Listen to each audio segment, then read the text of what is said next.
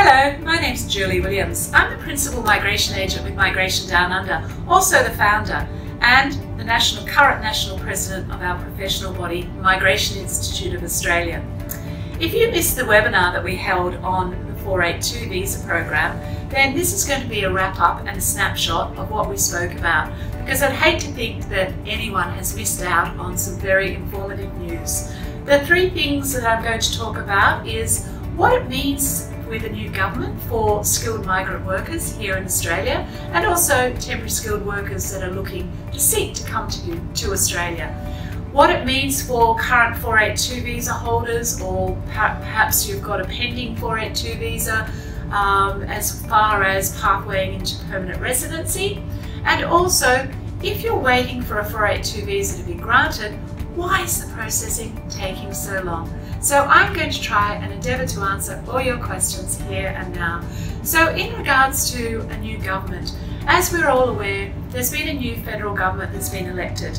For the first time, Labor has been in power for a very long time, and I think it's good news for skilled migrants. There's been a real shift and a real change, and the platform for the Labor government has always been on an emphasis that they don't want to be having skilled migrants on endless temporary visas. So anyone that is a skilled migrant on a temporary visa, I think you're in luck, because they are looking to seek for genuine skilled migrants to pathway into permanent residency, because it just doesn't make logical sense for skilled workers to continue to have to renew a temporary visa time after time when there's a genuine need for an employer to have you working in their workspace here in Australia.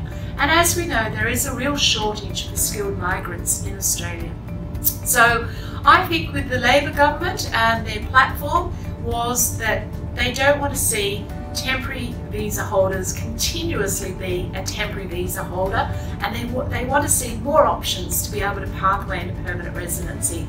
Now, the Minister has only just been sort of inducted only about 3 weeks ago, so still learning the ropes, and we're still to hear from him as far as what the Labor policies look like in the next migration program.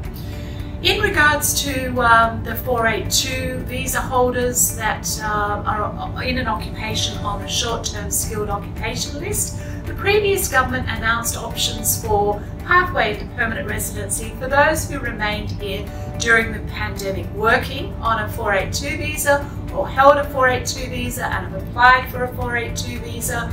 If you worked in Australia for a minimum of 12 months from the 1st of February 2020 through to the 14th of December 2021, then you may be eligible to pathway to permanent residency.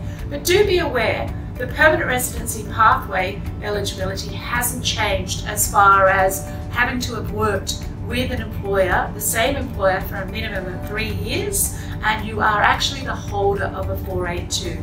So maybe you have worked with your employer for 3 years and you were the holder of a 482 and you're waiting for your second 482 visa to be approved, then you will need to wait until that visa has been granted before you can apply for permanent residency, because the key is that you're a holder of the 482.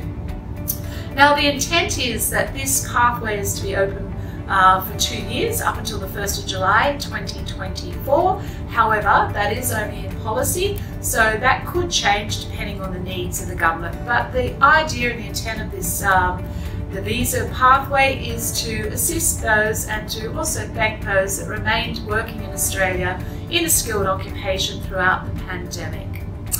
The ability to apply for the 482 visa on the short term and pathway into permanent residency will remain for another year.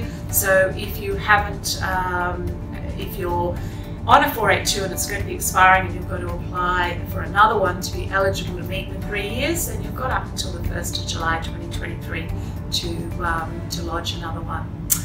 Lastly, and just as importantly, processing. Why are your visas taking so long to process? Well, as we know, there's a skill shortage in Australia, and the Department of Home Affairs are not immune to this. They too also have a skill shortage of staff, because a lot was stood down during the pandemic due to the border closures, and so processing has slowed. Obviously, since the borders reopening at the end of 2021, there's been a huge influx of applications, but no more case officers to be allocated to be able to process those. They are still governed by the ministerial direction that was put in place during the pandemic, and that can only be changed by the new minister. So therefore, the priority of the processing is still seeing those occupations on the Priority Migration Skilled Occupation List, or known as PIMSOL, and those occupations in critical sectors such as agriculture and health. You'll see those processed quite quickly. Others maybe 30 days, others 50 days, but on average some applications are taking about 6 months. So I know it is frustrating, especially for employers that are waiting for people to come on board, or you are an applicant and you don't actually have the ability to work with that employer at the moment.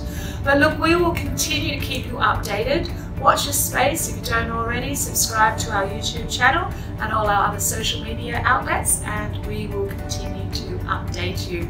If you've still got a question and you want to make a consult, have a consultation with one of our experienced registered migration agents, don't hesitate in giving us a call on 02 9419 5411.